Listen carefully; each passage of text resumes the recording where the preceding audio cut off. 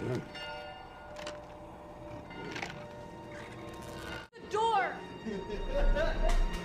Lucius is outside walking.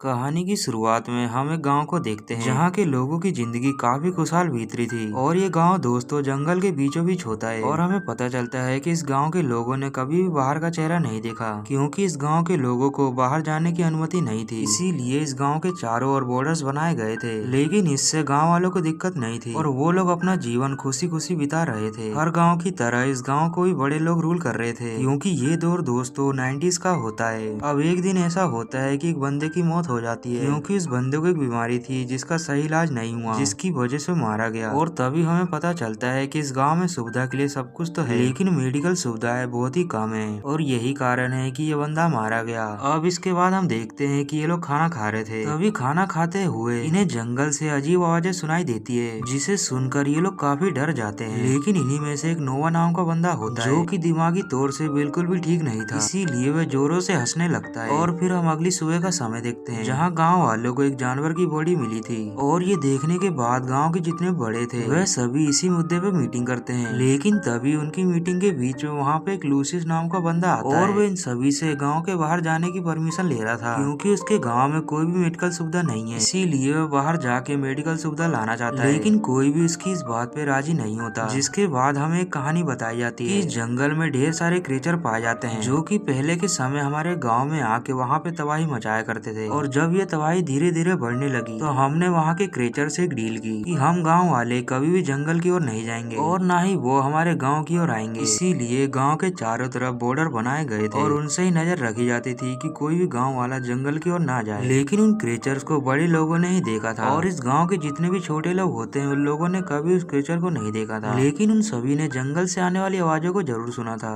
इसके बाद हम देखते हैं कि यहाँ पे एक लड़की भी होती है जो कि अंधी थी, और ये गाँव के प्रमुख एडवर्ड की बेटी होती है, जिसका नाम इलियाना होता है। एक दिन इलियाना नोवा को लेके लूसियस के पास जाती है, लेकिन लूसियस पहले से बहुत ही ज्यादा परेशान होता है, क्योंकि उसे जंगल में जाने की परमिशन नहीं दी गई। और ये तीनों काफी अच्छे फ्रेंड होते हैं। अब लूसियस देखता है कि नोवा के पास एक रेड फूल होता है, जो कि खास तौर पे जंगल में ही मिलता है। और इस गाँव में बताया जाता है कि जो भी रेड फूल होता है वह क्रीचर्स को इन्वाइट करता है। इसीलिए जब भी इस गाँव में रेड फूल उगता है तो ये लोग उसे तोड़ के जल्दी से दफना देते हैं। लेकिन नोवा के पास ये रेड फूल देख के लूसियस समझ जाता है ये फूल जरूर नोवा ने जंगल से लेके आया है। इसीलिए एक बार फिर से गांव के प्रमुख के पास जाके उनसे जंगल में जाने की परमिशन लेने लगता है, और ये भी बताता है कि नोवा ने जंगल से ही फूल लाया है। फिर भी उन क्रीचर ने उसका कुछ भी नहीं किया। लेकिन लूसियस की ये बात सुनने के बाद भी उसे परमिशन नहीं दी जाती। इस बात से गुस्सा होके वो अगले दिन बिना किसी को बताए जंगल में जाने लगता है। लेकिन वो जैसे ही जंगल के थोड़ी आगे जाता है तो वहाँ पर उसे एक साया जाता हुआ दिखाई देता है, जिसे देखकर वो डर जाता है और फिर से वापिस आ जाता है। और हम उसी रात को देखते हैं कि एक बंदे को टावर के नीचे एक क्रीचर दिखाई देता है, जिसे देखते हुए वहाँ की घंटी को बजाने लगता है, जिसे सुनने के बाद सभी गांव वाले डर जाते हैं और सभी अपने घरों में जा जाके अपने बेसमेंट में छुपने लगते हैं। दरअसल उस गांव के सभी घरों में बेसमेंट होते हैं और ये खास तौर पर इमरजेंसी सिचुएशन के लिए बनाया गया था। अब उस घंटी की आवाज सुनकर सभी गाँव वाले तो छुप जाते हैं, लेकिन इलियाना अभी भी दरवाजे पे खड़ी थी, क्योंकि जब भी इमरजेंसी की बात होती है तो लूसियस उसके पास आ जाता है। इसीलिए वो उसका ही वेट कर रही है। और इधर क्रीचर भी आ चुके थे, जिनसे लूसियस छुपते छुपाते आखिरकार इलियाना के पास पहुंच ही जाता है। और फिर ये लोग जल्दी से बेसमेंट में छुप जाते हैं। जिसके बाद हम अगले दिन का समय देखते हैं, जहां सब कुछ नॉर्मल हो जाता है। लेकिन अब गांव के दरवाजों पर लाल निशान बन चुके थे, जिसका सीधा मतलब यही था कि उन क्रीचर ने इन्हें वार्निंग दी है। इसीलिए गाँव की इमरजेंसी मीटिंग की जाती है और पूछा जाता है कि किसने गलती की है। तभी लूसियस सामने आके अपनी गलती को कबूल कर लेता है। एडवर्ड जानता था कि लूसियस के इरादे नेक हैं, इसीलिए वो उसे माफ कर देते हैं। इसके बाद कुछ दिन ऐसे ही बीत जाते हैं।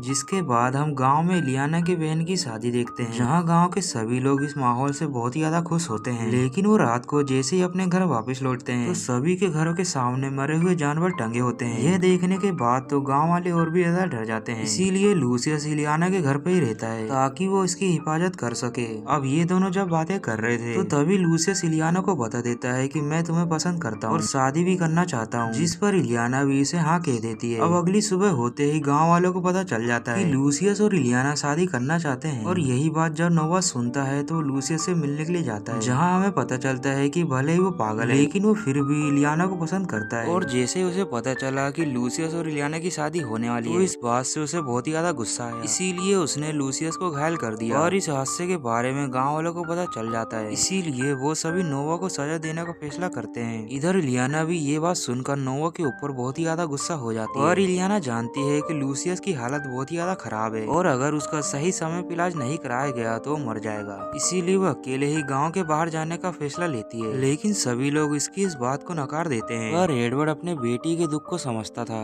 इसीलिए वो ना चाहते हुए भी उसे मेडिकल सुविधा लेने के लिए जंगल में जाने की परमिशन दे देता है।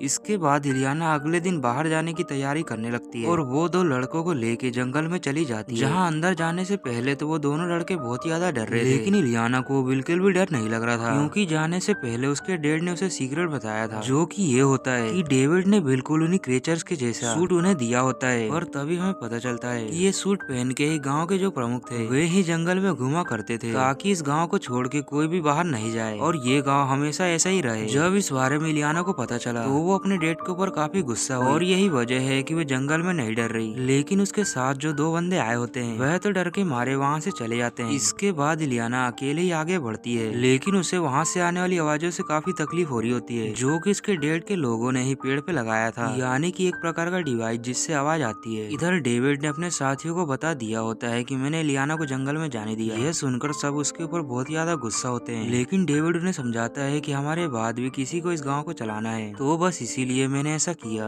इसके बाद हम इलियाना को देखते हैं जो कि लगातार ही जंगल में आगे बढ़ रही थी, तभी वह अचानक से सामने वाले गड्ढे में गिर जाती है और उसने लेज को पकड़ लिया था। इस वजह से वह थोड़ी कोशिश करने के बाद बाहर आ जाती है, लेकिन इन सब में उसे थोड़ी चोट लगी थी। अब वो थोड़े और आगे चलती है कि तभी उसे महसूस होता है कि उसका कोई पीछा कर रहा है और इलियाना को इस बात की तसल्ली होती है कि जंगल में एक भी क्रिएचर नहीं है, लेकिन वो फिर भी अपनी तसल्ली के लिए एक लकड़ी को तोड़ती है और दोस्तों उसके ऐसा करते ही दूसरी ओर से भी लकड़ी तोड़ने की आवाज आती है। अब ये सुन के इलियाना बहुत ही ज्यादा परेशान हो जाती है, इसीलिए जब वे दोबारा पत्थर को फेंकती है तो उसके साइड भी पत्थर फेंका जाता है। अब ये सुनकर तो वो काफी डर जाती है और वहाँ से भागने लगती है, जहाँ आगे जाने पर हम देखते हैं कि उसके सामने क्रेचर होता है, जिसे इलियाना तो नहीं देख सकती थी लेकिन वो महसूस जरूर कर सकती थी। अब वो क्रेचर इलियाना का पीछा करने लगता है, जहाँ इलियाना बहुत ही तेजी से भाग रही होती है, लेकिन वो समझ चुकी थी कि ये क्रेचर उसका पीछा नहीं छोड़ेगा। तभी उसके सामने वही गड्ढा आ जाता है, जिसके पास वो खड़ी होकर उस क्रेचर को बुलाने लगती है और जैसे वो क्रेचर उसके पास आता है तो इलियाना वहाँ से फट से हट जाती है, जिसकी वजह से वो क्रेचर गड्ढे में गिर जाता है।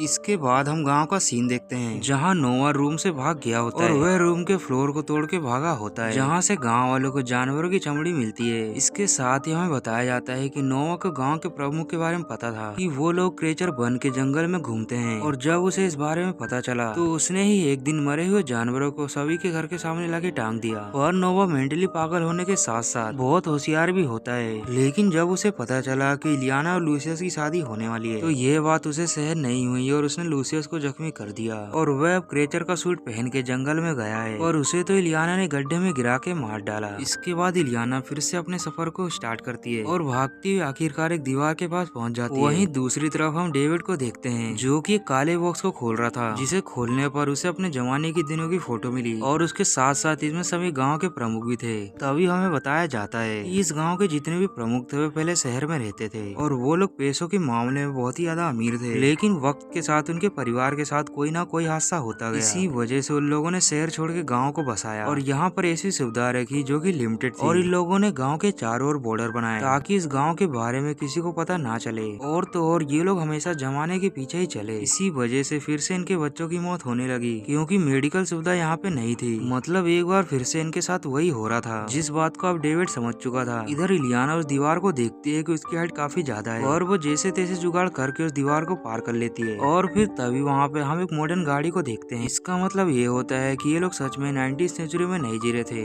उस गाड़ी में से एक फॉरेस्ट रेंजर निकलता है और वह इलियाना को देख के बहुत हैरान होती है, ये दीवार के पार कैसे आ गई। दरअसल इन रेंजर्स को भी उन गाँव के लोग फंड देते थे ताकि कोई भी दीवार के पास दिखाई दे तो वो इन्हें इन्फॉर्म कर दे। और वो रेंजर जैसे इलियाना की हालत को देखता है वो किसी को इन्फॉर्म नहीं करता। अब इलियाना उस रेंजर को अपने दवाई की लिस्ट देती है और हेल्प के बदले वो उसे घड़ी भी देती है जो कि इलियाना के डैड ने उसे दी थी। इधर रेंजर भी समझ जाता है कि ये लड़की अंधी है, तो वो उसकी हेल्प करने के लिए रेडी हो जाता है। जिसके बाद वह दवाई को लेके फिर से इलियाना के पास लौट आता है और वो दवाई दे देता है और दवाई मिलने के बाद इलियाना फिर से लौट आती है, जहाँ गाँव वालों को पता चल जाता है कि इलियाना वापस आ गई है और साथ ही उसने क्रेचर को भी मारा है। यह सुनकर गाँव के प्रमुख समझ जाते हैं कि वो जरूर नोआ था। अब इलियाना जल्दी से वो दवाई लूसियस को दे देती है और वह धीरे धीरे ठीक होने लगता है और इसके साथ इस कहानी का दी एंड भी हो जाता है।